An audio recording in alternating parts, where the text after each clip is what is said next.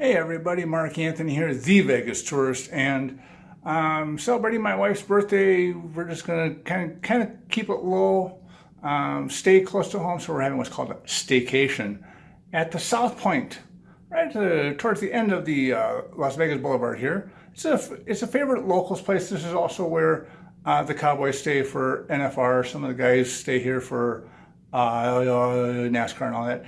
This is a standard room. King, non-smoking. Here is my walkthrough. By the way, it's got a tall shower. Bonus points right there. So here it is. We were in room 1745, facing the Las Vegas Boulevard. Like I said, it's a standard king room, nothing fancy. It is a very nice room. All of the rooms here are very nice. First off, did you notice that they have a in-room coffee maker? A lot of hotel rooms on the Strip don't do that anymore. South Point does. The thing I like about the South Point is the giant bathrooms, separate sink vanity area, plenty of room to spread your toiletries out. Bath shower with a tall shower head. Did I mention I love tall shower heads? In-closet safe, plenty of hangers, and room to unpack.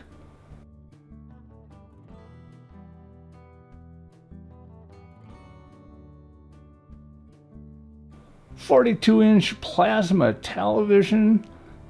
Now at 500 square feet, you have plenty of room to spread out and not feel confined.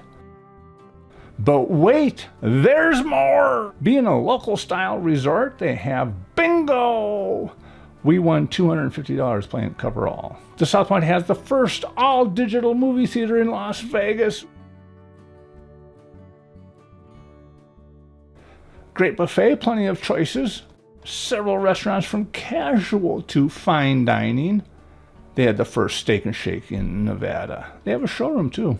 And of course, gambling.